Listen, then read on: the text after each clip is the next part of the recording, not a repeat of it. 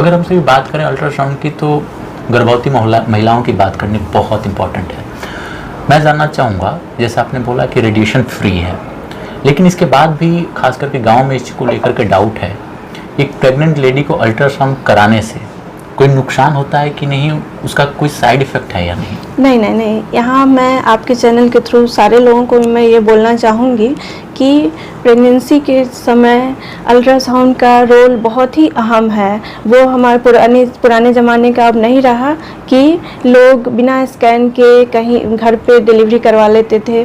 वो सब बिल्कुल भगवान भरोसे हम लोग नहीं छोड़ सकते हैं। कुछ स्कैन है जो बिल्कुल ही होना चाहिए और टाइमली होना चाहिए। नमस्कार, आप देख रहे हैं आर्यावर्त टाइम्स। तो आज हम आए हुए हैं पटना के ब्लेसिंग स्कैन पॉइंट में, जिसमें हमारी मुलाकात हुई है रेडियोलॉजिस्ट डॉक्टर अंजू कुमारी से। तो सबसे पहले तो आर्यावर्त टाइम्स में स्वागत है मैम आपका। धन्यवाद। बिहार के सभी नागरिकों को नमस्कार करती हूँ। मैम, अभी मैंने देखा बहुत अच्छा आपने सेटअप किया है, बहुत अच्छी व्यवस्थाएं हैं आपके हॉस्पिटल में। मैं जानना चाहूँगा कि आपने किस चीज़ की पढ़ाई की कि आप इतना अच्छा सेटअप करके एक एंटरप्रेन्योर के तौर पे बिहार में आप उभर रही हैं और काफ़ी अच्छा लोग आ रहे हैं आपके हॉस्पिटल्स में। मैंने काफ़ी भीड़ देखी। तो आपने क्या पढ़ाई की और कहाँ से पढ़ाई की? एक्चुअली हमारा ड्रीम ब्रांच शुरुआत से, जब मैं MBBS कर रही थी तभी से हमारा ड्रीम ब्रांच रेडियोलॉजी था। और जो मैंने रेडियोलॉजिस्ट की पढ़ाई कलकत्ता के IPGMER हॉस्पिटल से किया है और उसके बाद super specialization Sir Gangaram Hospital Delhi से किया है मैंने। बहुत अच्छी बात है। हम लोग कहाँ बैठे हैं मैम? आपका जो ब्लेसिंग स्कैन पॉइंट है वो पटना में कहाँ लोकेटेड है? ये एक्चुअली पाटलिपुत्रा स्टेडियम के सामने जो हमारा CC64 कंकड़बाग में है, और वहीं पे मैं लगभग 3 साल से पटना ही नहीं बिहार के सभी नागरिकों को मैं अपनी service ultrasound, x-ray, CT scan सब कुछ का मैं सुविधा दे रही हूँ। वैसे अगर हमसे बात करें अल्ट्रासाउंड की तो एज ए रेडियोलॉजिस्ट ना सिर्फ एक कैरियर है, ये बहुत सारे लोगों के लिए एक सोल्यूशन भी है। बिल्कुल। मुझे पूरा उम्मीद है कि बहुत सारे लोग आपके पास जो आ रहे हैं पेशेंट, क्या वो किसी डॉक्टर के थ्रू ही आ रहे हैं या फिर इंडिविजुअल भी लोग आपके पास आते हैं? ऐसा कोई ज़रूरी नहीं है कि they all are referred by doctors only.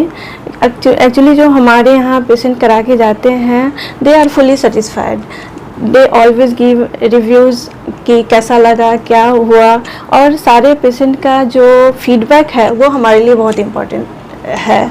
तो हम सारे पेशेंट का फीडबैक ज़रूर लेना चाहते हैं और जब वो फीडबैक हमें देते हैं तो बहुत सारे पेशेंट ऐसे होते हैं जो फीडबैक देख के आते हैं हमारे पास। तो अगर रोज़ का कहा जाए तो 50% पेशेंट फीडबैक से भी आते हैं और 50% डॉक्टर रेफर्ड बाय डॉक्टर जिनको हमारा रिपोर्ट अच्छा लगता है।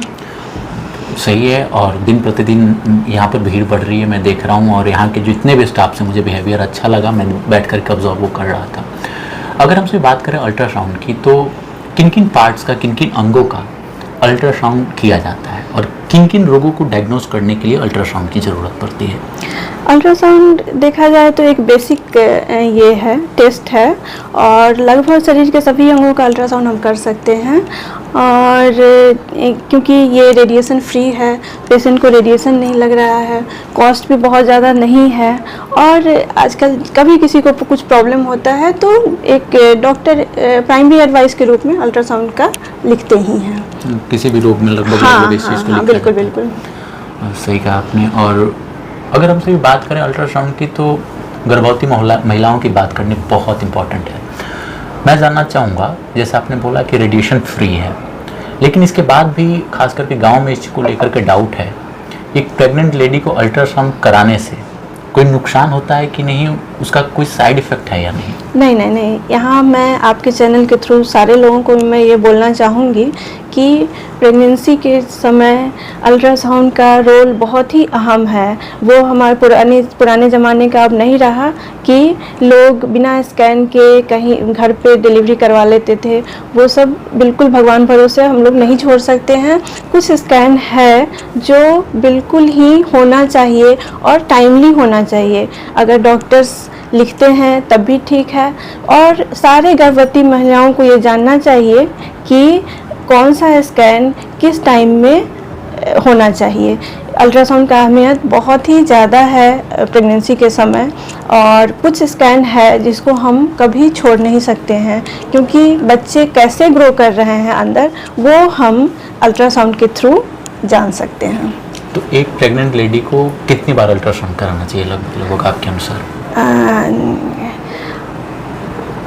कम से कम 5 स्कैन है जो होना चाहिए टाइमली, और जैसे किसी प्रेग्नेंट लेडी को जैसे ही पता चलता है कि सी इज़ प्रेग्नेंट तो फर्स्ट स्कैन होना चाहिए विद इन 8 वीक, क्योंकि बहुत सारे लोगों को ये पता ही नहीं होता है कि उनका लास्ट कब वो प्रेग्नेंट हुई हैं।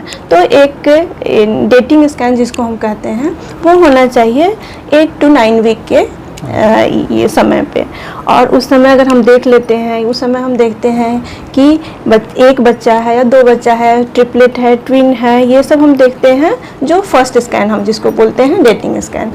सेकेंड स्कैन होना चाहिए 11 to 13 वीक में, जिस समय हमारा ये रहता है एम कि बच्चे का प्रोग्रेस ठीक से होगा कि नहीं, या फिर डाउन सिंड्रोम होने का पॉसिबिलिटी कितना है, उसको हम रूल आउट करते हैं, जिसको हम एंटी स्कैन लेवल 1 स्कैन ये बोलते हैं।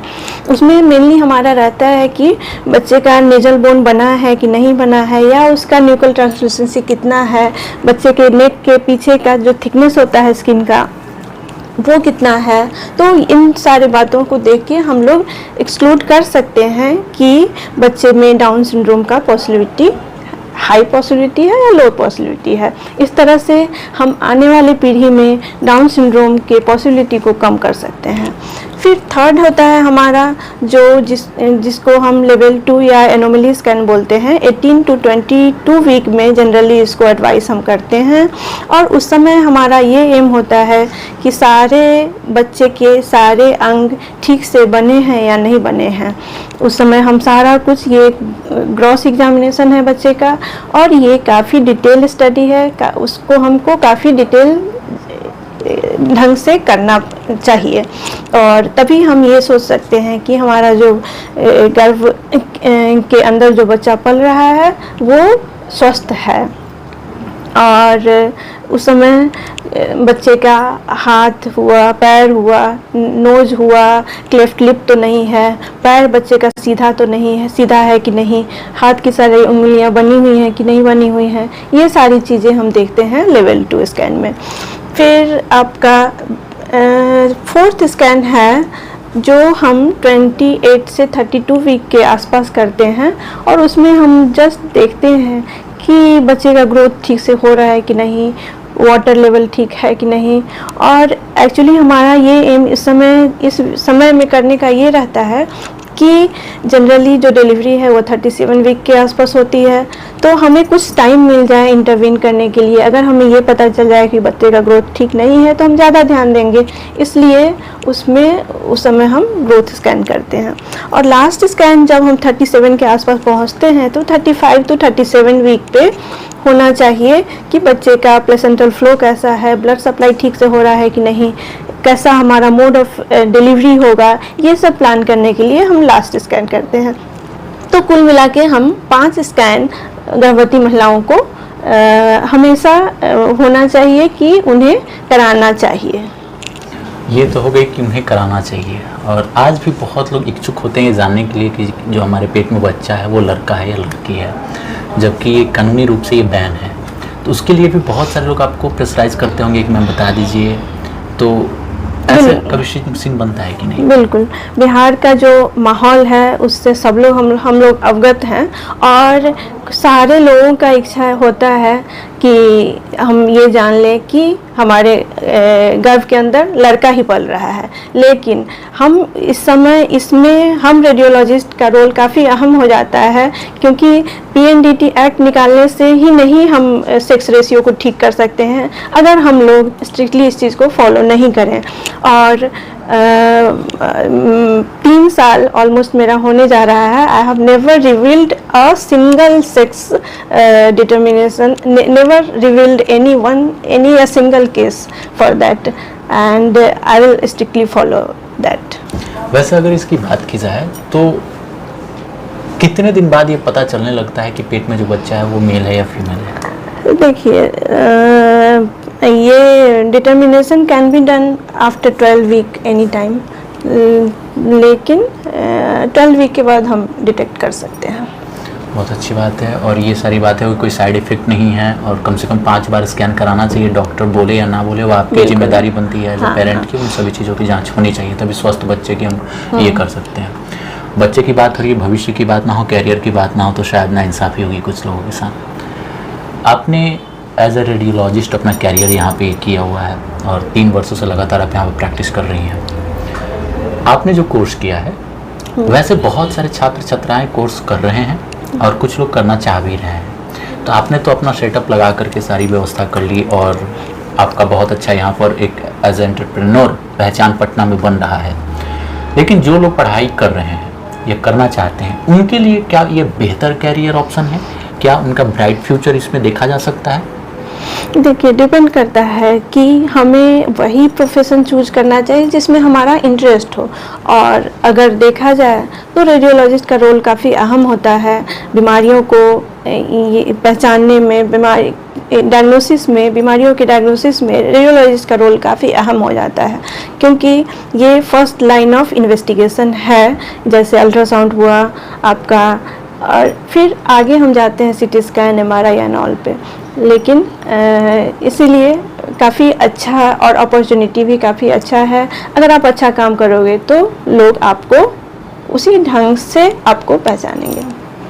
सही कहा आपने, और कोई भी कैरियर ऑप्शन मेरे हिसाब से ख़राब नहीं होता। हाँ, बहुत अच्छा लगा आपसे बात करके, लेकिन फिर कभी हम आपसे मुलाकात करेंगे इस विषय को लेकर के कि किस तरीके से अल्ट्रासाउंड किया जाता है। क्योंकि पढ़ाई करने वाले स्टूडेंट जो सक्षम होते हैं वो तो पढ़ते हैं, लेकिन बहुत सारे ऐसे लोग हैं जो जानना चाहते हैं कि डायग्नोस कैसे किया जाता है, कैसे क्या पता चलता है, किस बॉडी पार्ट का किस तरीके से किया जाता है। और मेरे हिसाब से टेक्नोलॉजी जैसे डेवलप होते जा रही है, धीरे धीरे ये चीज़ आसान होते जा रही है। तो इसको हम अगले मुलाकात में ज़रूर इस पर हम सभी चर्चा करेंगे। फिलहाल आपकी जो भी यंत्र है जिसके द्वारा की जाती है अल्ट्रासाउंड, उसे हम अपने दर्शकों को दिखा देना चाहते हैं।